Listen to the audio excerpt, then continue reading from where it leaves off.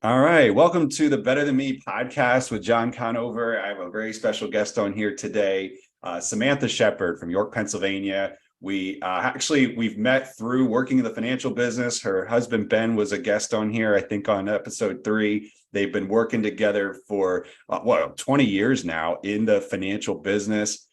2 daughters, Aubrey and Emily. Ben and Samantha, as a team, they both have different strengths, and Ben, is the more chilled, laid back, right? No, he's the hyper one, right, Sam?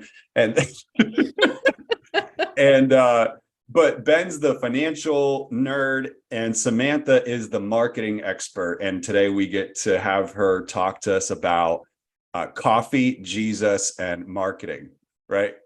Yes, my my favorite things. Well, hey, Sam, thanks so much for being on today. Yeah, thank you so much for asking me. This is such an honor. Yeah, and I am a self-proclaimed marketing nerd, so I literally live and breathe and learn all the time. Using a lot of social media, you also started your own podcast. You've done so many things to grow your brand, to grow your reach, to grow content. And I guess I'm going to put the ball in your court. What side of the marketing, maybe start with your background, because I think you got a degree in marketing, and maybe start with your background. And then how did you take a degree in marketing, learn marketing as it pertained to the financial business? Let's just start from the beginning. And then I want to definitely get into some tips and ideas for people. Okay. Yeah, I am actually an accidental entrepreneur. So didn't grow up around any business owners, didn't even know anyone that owned a business. I couldn't even spell the word entrepreneur, if I'm honest with you. I still can't. It's a tricky word. I fell into it by accident because I graduated from college, drowning in debt. I was already coaching at a local high school. I had a full-time job and it still wasn't cutting it. And I didn't want to drown in debt and worry about that my entire life like my parents did. So my older brother happened to say, hey, I started working with this new company. I think you should meet my trainer. They're willing to teach people how to be an entrepreneur, how to run a business and help a lot of people. And the second my brother said it was in financial services, I was like, I'm out. Nope. I hate numbers. I hate math. He's like, no, I promise you, like, they'll teach you everything. Just meet my guy. Well, that guy is now my husband of 18 and a half years. No way. And yeah, I was his best trainee ever. If you ask him that, he might make a joke, but I was his best trainee. And that's really kind of where I kind of fell in love with him and fell in love with the business world all at the same time, because I went to school for marketing, but never thought I'd actually own our own business and run our own marketing department. So I kind of started in oh my word, 2003. So it was 20 years ago and I was clueless. Like didn't know anything. I just knew what I was taught in school. And it took me very, very quickly to realize most of what I was taught in school, most of it wasn't applicable in real life business, but some of the principles were true, So no matter what someone's educational background is, I think taking the grain of salt, from what you can learn, and then taking what you realize isn't going to work and changing it is really where that empowerment comes into play from taking ownership over your business. So when we started in financial services, I really, really, well, let me step back. When we started it, we had to define our roles because we kept falling all over each other, meaning I was a little bit of a control freak. I'll admit it. I was a little OCD and I would always try to get in his lane thinking I knew better. Now, if he ever listens to this episode, Ben, you're right. I was wrong. I'm admitting it. And he lovingly had to say, like, get out of my lane. But I think in business, you have to find what lane is your strength.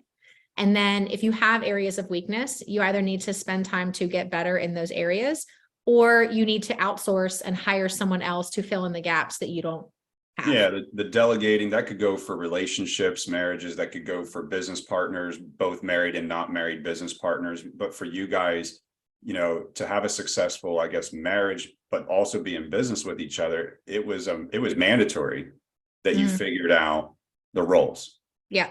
Because you guys are bringing work into the house, basically. Yep. I'm sure that never happened. And sometimes the house led into the work. So if I'm annoyed, we don't want to go to that rabbit hole today. Yeah. But it's hard. Like business is hard. And then you throw on top of it, you're running a business with your spouse. People tell me all the time, like, I could never do that. How are you guys still married? I'm like, well, we found our lanes. And it's not like we work side by side every day. Like he's out with clients and he's dealing with those appointments. And I did more of the internal marketing, external marketing with community events. And to be honest with you, a lot of it was trial and error because I didn't know where to start. So I had to try everything to kind of see what was a good fit for our business. What were some of the 2 or 3 marketing strategies you tried early on that didn't work? Or they didn't work for you guys? Not that they were sales. We did a ton of events, like community events. Okay, setting up a table, a booth. Yeah, we would go like this is back prior to social media. I'm dating myself, but whatever. This is back when it was still door to door. We did a ton of events and we really only had maybe a 10% ROI on those. And it took me a couple years. What I mean, we met a ton of people, but if you take the amount of money and time that went into planning, attending, and then the post event where you're following up and calling people, it was probably less than 10% ROI with people that we met that actually turned into clients. 90% rejection. Yeah. But I learned how to take rejection. I learned the one thing I do love about that was I got really, really good at my 30-second commercial. I got really, really good at having 100 conversations in one day. Well, what do? I got really good at figuring out how to fine tune, how to explain that. And a lot of entrepreneurs think their 30-second commercial takes 5 minutes. It does not. 30 seconds. Yeah. You got less than 30 seconds to grab someone's attention. So, and for someone that talks a lot like me, that was really, really hard for me to find. So the trial and error part, the downside was you probably felt like you weren't being very efficient. The upside was you got really good with your skills and your communication, and it probably would have been highly unlikely that you would have found the strategies that worked if you weren't willing to trial and error. And so many entrepreneurs, they want to be efficient. They want it to be clean. They really just want to take selfies on private jets and next to cars and hope that sells their product. Yeah. And that doesn't, it doesn't, because what you put out is what you're going to attract. So if you're putting out fluff and you're putting things that are surface level, and that's the deeper it goes, that's what you're going to attract is people into your business, whether it's on a team basis or a client basis, they're only going to be surface level too. I mean, that may be a little harsh, but that sounds like reality. Yeah, absolutely sounds like reality. What were some of the before social media? What are some of the strategies that worked early on that you think you still tap into today and they haven't gone out of style? Well, our entire follow-up system, which we finally fine-tuned 15 years ago, is the same strategy we still use today. And I think it's a lost, excuse me, I think it's a lost art is following up with people, because in business, the easy things to do are also the easy things not to do. So we literally have like a 5-step follow-up plan that we started 15 years ago, and we still do that today. I'm going to write this down because I want to know what that is. And I honestly think that is, in my opinion, one of the number one reasons why we have not had to prospect for new business in almost a decade, and why we have an influx of consistent referrals every single week is because we invested in the little things to develop a relationship with our clients. So they know that we're not just there for a sale, we're there for the long haul.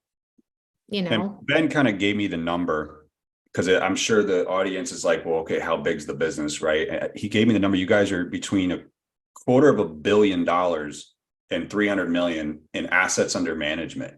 Was the number he gave me. And I mean, that's insane. Yeah. That's a big number. God is good. Yeah. I mean, but think about it. The level of your follow-up and relationship with the client is also a direct correlation to the product or service that you're also offering. In the financial business, it's pretty connected with someone's emotions. It's pretty connected with like their feelings and their future. So there's a deep trust that goes into working with somebody with their money. Right. Knowing that, like, that was an easy thing for me to figure out from a marketing standpoint, is like, they're giving us the trust to work with something that's so incredibly important and close to their heart and their mind and their future, that we have to match that with our follow-up. So they know we're here for you. When you call, we're going to call you back. You have our cell phone numbers. You're going to hear from us, every quarter at least, in some form or fashion, whether it's a text, a card, an email, whatever. And that's really what has deepened the relationship. And our client retention is like 90%. So we have very, very few turnover, but it's because we invested in that follow-up system. The challenge is, and I literally had a conversation with another business owner this morning. The challenge is today's world, we want to have it now. Like, Right. we have it happen right now. We want results now. I want success now. I want the unlimited referrals now. Well, that's not reality. No. You have to invest in long-term relationships if you want long-term success. I use the phrase, if you're gonna grow it fast, it probably won't stick around long term. Mm-hmm. And if you grow it slow and organically, right, over time, it's probably going to have more permanence, right? I want to get this 5-step follow-up system from you. But I got to tell the audience too, I think, like, Ben is such the financial mind in the business. I drove out from Reading, Pennsylvania out to York, Pennsylvania, 1 hour one way every Tuesday morning for 18 months. And it was for like a 90-minute like seminar boot camp that he would run for training purposes. And Ben and I weren't even connected in the same office. He didn't really have a financial interest in me. And he took the time to mentor me and coach me in the financial business. So I'm very, very grateful for that. But one of the things I did not realize back then, because I just thought, well, he just had to be really smart with investments to get a lot of investment clients. I did not know that you were like the puppet master behind this very successful business, because without marketing, you've got no one to talk to. Mm-hmm. And I guarantee you, the last thing Ben was going to do was going to go have this bubbly personality and go make friends with everybody. Mm-mm. No. Well, we paired it out really well. So Yeah. I'm sure if anyone's watched or listened to your podcast with Ben, like we are polar opposites in like every way. Like, I will talk to a stranger at the grocery store, and the second I start talking to a stranger, he leaves. Like, he won't even say that. He's so uncomfortable and like he hates it. Barely likes talking to me. Let's get into this. Let's get into this 5-step follow-up system. Can you explain that to us? So it's really, really simple. And after you guys hear this, you're going to be like, that's it. And yeah, it's literally that easy. So the first step is send a thank you card. It's not rocket science. Too many people are used to they get comfortable with the ease of electronic communication. They forget the art of old school mail. Because one of the ways to deepen a relationship and client retention with the people you're working with is to set yourself apart. How many people are actually sending a card, like in the mail with a stamp and everything? Very, very few. Wow. But if you send a card within the first 7 days after you've closed business with that person, you're still fresh on mind. They still remember having a good experience with you. You're still solidifying that relationship. The fact that you are sending them a card, you're immediately set apart from the rest, because most people would do what? Send an email, send a text, or send nothing. And we actually use something called sendoutcards.com. And I simply go in, I put in their name and address. I have a private account, name and address. I have a thank you card that I already created that Ben's like, this is what I want it to look like and say. And it sends it. So wow. I have money loaded on send out cards. I select like a handwritten font. So it's like a personal signature. And then they will stuff the envelope, put the address on, put the stamp on, and mail it for you. So it's a huge click and yep. Click, done. Right. Okay. Wow. Now, one of the keys to the bottom of the thank you card is that the financial services industry is an industry based on referrals, right? It's referrals and relationships.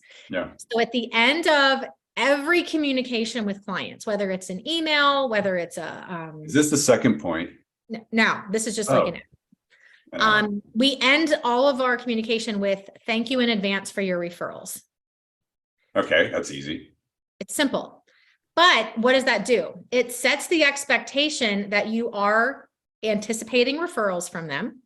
You're thanking them in advance for that, but it also lets them know that you are taking on new clients. Because I think one of the marketing things that business owners get backwards is they assume, well, of course people know I want more clients. Of course they know I'm expanding. Of course they know I want appointments. They don't. They don't. Like, we have to literally give the direction that we want if we want people to give it back to us.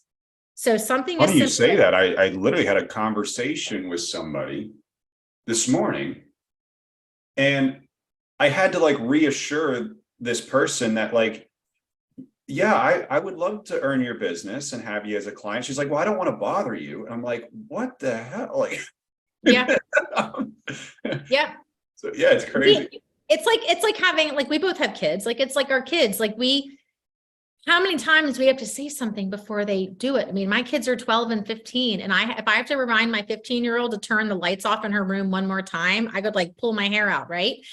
But our clients we have to have a similar repetitive message before they're going to remember. So you can't expect immediately to pressure and push someone to give you a bunch of referrals, especially after it's like a brand new baby relationship you're building with them. Right. But if they're always seeing from you, like some kind of connection, you're always like, thank you cards is a big deal. And thank you in advance for your referrals. You're setting the bar that you are open for business. You are taking on new clients. You're appreciative in advance for what you know they're going to give you. So we have to set the expectation for what we want to have happen in our business, not just wait for it to happen. So thank you cards, big deal. Like, call me old school, but I have a very nice income in business that would say that it works. So if you want to try it the other way, knock yourself out. You'll waste a lot of time, but just saying. Love it. So, what's the second one? All right. Number 2 is some kind of quarterly correspondence. So there is an old marketing rule that I learned back in college, which is 100% still accurate. So every month that goes by that your customers don't hear from you, you lose 10% of your influencing power over their buying decisions. So I'll say that again. Every month that goes by, your customers don't hear from you, you're losing 10% of your influence over their buying decisions. So if all they do is send a Christmas card, you just wasted a stamp because it's not doing anything. When you guys do quarterly touch, is it a newsletter, email? Is it a text? Is it a phone call? What is it? Yeah, all the things. So you have to pick. I don't do all the things every quarter. What do you guys do? Oh, you mix it up. So you mix it up. So sometimes we'll send an educational email. Sometimes it'll be, we actually have a client relationship manager that works on staff with us. She's fantastic. She'll make phone calls every quarter or every like 4 to 5 months. Sometimes it's a newsletter, sometimes it's a text, like it's whatever it is. But again, it's part of your marketing plan. So if you say Q1, I'm going to do a phone call. Q2, I'm going to send a card. Q3, it's going to be a newsletter. Q4, whatever it might be, like every quarter, they need to hear from you in some form or fashion. Okay. It keeps you top of mind. It also increases that value gap because most people are lazy and will only send a Christmas card in December, and that's it. This is the other thing, that if you are going to do something once a quarter, and let's say you are, like for years, we would actually send a card and do a phone call, like in alternate months on the quarters. When we would send cards, I was strategic with this. We would only send them in February, May, August, and November. We would send the card in February because January is insane. It's the new year. Things are crazy. February is calmer. So I want to bring top of mind then. I send it again in May because June, July are crazy with summer vacations and people are away more. But May, they're still home, especially if like their kids are in school. They're going to be around. So I send them a card in May. The third card is in August, usually the end of August, because people are usually winding down summer vacations, getting ready for fall sports, fall school, whatever. So they're more home on August than they would be in July. And then the last one's the most important. We always send a card in November, not December, because anybody can send a Christmas card. And if you get 100 cards in the mail, it's like, oh, that's nice, that's nice, that's nice. But how many times have you gotten an appreciation card in November? It's the month of thanks, telling your clients, Wow. I'm thankful for you. I appreciate your business. I'm so thankful to work with you towards your financial goals. If you have any questions at all, please don't hesitate to let me know how I can help. Brilliant. It sets you apart and you're different, right? And this is an extra little tip with send out cards. This is something that we've done. We haven't done this in like maybe a year or two, because our girls got older and they got real weird about like being in cards and stuff. But for over 10 years in send out cards, we would literally import, like when you open a card, like the words are on the right and usually the left side is blank, right? We would always import a picture of our kids on the right-hand side. And we would include like how old they are and what activities they're in right now.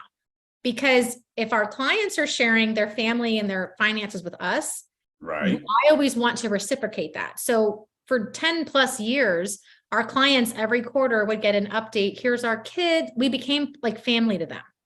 I love that. He'd walk into clients' homes and our kids would be on their fridge. So it's a way of just deepening that relationship. Now, if you don't have kids, or if that weirds you out, put a picture of your pet. People love pets. And if you don't have a pet or kids, put a quote, put something that inspires you, your favorite book, put something that's connected to you personally, and put that in the card, because it's going to solidify that relationship. You're going deep on this stuff. This is so valuable. There's a strategy behind it. People are like, you just throw it together. But like, if you want your business to work, you have to work your business in the right way. Well, you're going to have to be a repeat guest. I want to get through the other three things you do. I absolutely want to ask you about social media. Yes. But then I feel like your marketing knowledge is so deep. You're probably going to have to do a part two. Whatever you have a choice. Want, whatever you need. All right. What's the third one? The third one is client appreciation events. So client appreciation, this needs to be done at least once a year. And it doesn't have to be like big and bougie. It can be like a coffee and dessert thing at your office. It can be at a coffee shop somewhere. It can be a dinner event. It can be anything, just a way once a year for your clients to just know, hey, I appreciate you. I value your business and I want to show that. So you're invited to whatever the event might be. And we usually would put in like 15, 20 minutes of like some kind of a workshop that's related educationally to our business. So we're providing them value. People love food, but it's simple, but we'll do client appreciation events at least once a year. How does that work? I'm sure during the pandemic era, that was a little tougher to get people out there. But what about for people who have businesses and they have clients all over the country?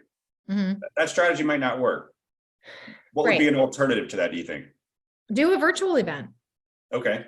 And give it a theme. If it's like summer sizzle party, like summer sizzle client appreciation, have everybody come with like their sunglasses and beach hats on.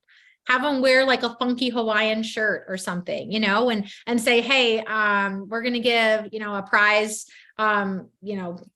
dress in your favorite Hawaiian gear for summer. And then we're going to give a prize to the most outrageous outfit, and then mail them something. Like, love that. We overcomplicate it. Right. Stop doing that. Just trying to make connections and build the connections and build the relationship. And yeah, it's awesome. What's the fourth one? Number 4 is always be in a position of providing value and education. Always. Okay, that's okay. Always be in a position. It's not just about providing value, but you're very focused on how you're positioning yourself in front of the client. Right. Okay. Right.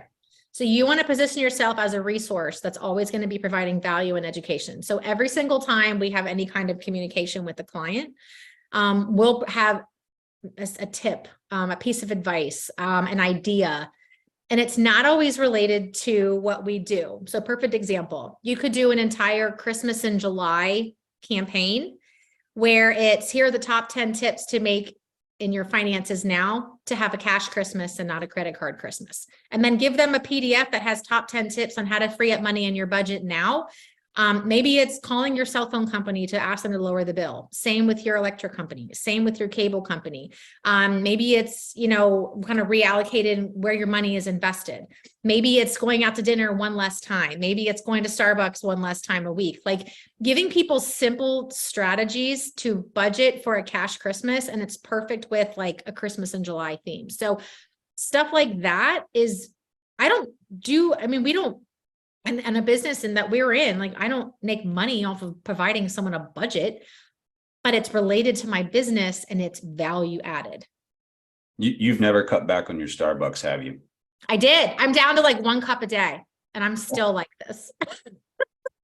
I'm shocked. This is hot tea, by the way. I'm drinking hot tea today.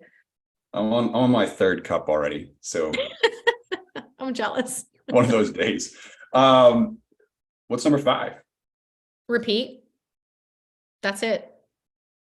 Repeat That's number easy. 1 through 4 and be consistent. Because I've done trainings. I help clients with creating marketing plans, social media plans. I train on marketing. And the number one thing people are going to hear from me all the time is consistency, consistency, consistency. Whatever marketing strategy you're doing, internal marketing, external marketing, you have to be consistent if you want results. You can't show up part-time in your business and expect full-time success. Well, sure. You'd think you wouldn't have to say that. I say it every day. Literally every day. Talk to me about, this could be our last topic for now, but I think you could go pretty deep here on social media. The pandemic probably accelerated the use of social media, but also you guys were already 10 years into your business before social media became one of those tools that, and then especially in the last 3 or 4 years, it's exploded. Multiple platforms, so many apps out there to create content. Go wherever you want on this. So I think I'm gonna run through the 3 P's of marketing really fast, because this is what can make or break someone's social media marketing strategies and make them work or make them broken. So the first P is people. You have to know exactly who you're talking to, because if you don't know who you're talking to, how are you supposed to know what platforms to show up on? So like if you know that your target market is people, like my husband loves working with people who are 50 and older, Right. They're not going to be on Instagram. They're on Facebook.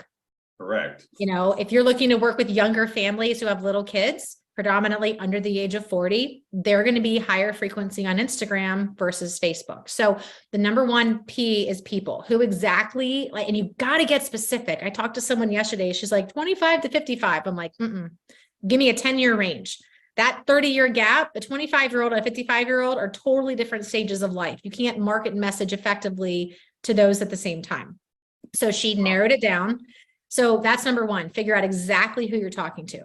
Number 2 is platforms. Second P is platforms. Find the exact 2 primary platforms where your target audience is the most. So if you're looking for people who are 40 and up, predominantly they're going to be mostly on Facebook. 40 and under, predominantly mostly on Instagram. If you're a B2B business and you want to connect with professionals, get over on LinkedIn. It's a wide open platform right now. But you have to fine tune your platforms. Too many entrepreneurs are trying to show up on every platform and they wonder why they're stressed. I recommend find 2 primary, get really, really good at your engagement, your content, and your consistency on those platforms before you expand to others. And then the last P is processes. Figure out what processes, which means how are you going to talk to these people? Whether that's showing up on a post every single day, doing lives, doing reels, doing stories. Maybe you're doing email marketing campaigns. Are you going to do those once a week, once every other week, once a month? Are you doing podcasts? The process is how you plan to communicate with your audience. And then be consistent with it. I'm going to say it again. But those 3 Ps those are the easiest way to kind of do like a mini audit on your business marketing to really help you show up more effectively on social media. I have used Studio, which is I think by GoDaddy. It's a content creator Okay. app. I've also used one called Boosted.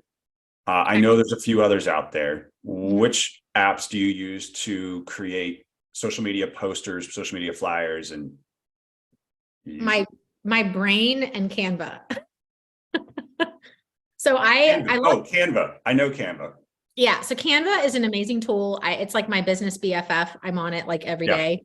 But they have like millions of templates and photos that you can use for free for literally any industry. I also like getting inspiration from Pinterest. So if I want to like, oh my word, if I want to try to figure out like an inspirational quote or, as a statistic, an easy way to find lots of statistics, I can use that. But I also use Chat GPT. Have you heard of Chat GPT? Is that AI? Yes. So I use that, and I have a love-hate relationship with AI. Okay. But chatgpt.com, I just got turned on to that like 2 months ago. It's a quick and easy way to type in anything you want. Like if you're like, okay, what are the top 3, trying to figure out what do I post? Type in ChatGPT. What are the top 5 most frequently asked financial questions on the internet right now? It will literally search the entire internet and it will say, here are the top 5 most popular questions people are asking about money. Wow. And there you go. There's 500 pieces of content. Yeah, it's great. Wow. Since the pandemic has your business, you already had email campaigns, texting and calling and being in touch with clients and send out cards, that none of that had to stop. But did you find yourself just really diving into social media like more than ever after the pandemic? Yeah, because you have to go where the people are. Yeah. But it's also great. And I actually think social media makes it easier for you to build a business and build a base. It's because building relationships and trust through a screen is the norm now. You also have to understand that before people call you, and even if someone's like, hey, I'm going to refer my sister to you, that sister is going to stalk you on social media first. Right. So you need to make sure that you're representing yourself in a way that is going to allow people to see you professionally and personally. Because if they don't, you might be the smartest person in the world, but if they don't like you, if you show up like a jerk, they're never going to want to work with you. Right. So, delete those old, unflattering college and high school things. People will scroll back because they're stalkers. I do it too. Like if I'm going to work I have with some someone, things I need to clean out. I mean, I literally stalked this one. I've been looking for a really good CRM company for 20 years, finally found one. And I stalked him for 6 months. I got into one of their free groups. I looked at the CEO's pages and got to know, and I did it for months because I wanted to know if I'm going to really invest and I'm going to work with them, what's it going to be like? And it was, but again, like I do it, like everybody does it. The last thing before we call it, because this has been, we're going to call this part 1. That's going to be the title. That way there's going to have to be a part 2. Now I'm going to brag to Ben that I got a part 1 and part 2. I don't know if I offered him one of those. I can't remember. I'm special. That's why. Well, so you also started a podcast called Mama Knows Money. It was called Mama Knows Money. And then we transitioned it to just Mama Knows. And then we expanded to 4 different pillars or 4 different topics that we talk about. So people could go, where are they going to go find you? On YouTube, Facebook? Facebook and Instagram. Instagram is Mama Knows Official. And then on Facebook, it's just Mama Knows. And they can look up your podcast. They can get all your content. If they want to learn more about your social media and what you do, they can serve. And well, my business page it's Samantha Sheppard Consulting. That's my marketing firm. And I really specialize in teaching entrepreneurs how to understand and implement marketing strategies that actually work for their business in a simple and easy way. Because it's got to be simple and easy. If it's complicated, it's not going to work. Well, Sam, thank you so much. Really do appreciate you. I appreciate you, John. Thanks for having me. This is fun. Absolutely. All right.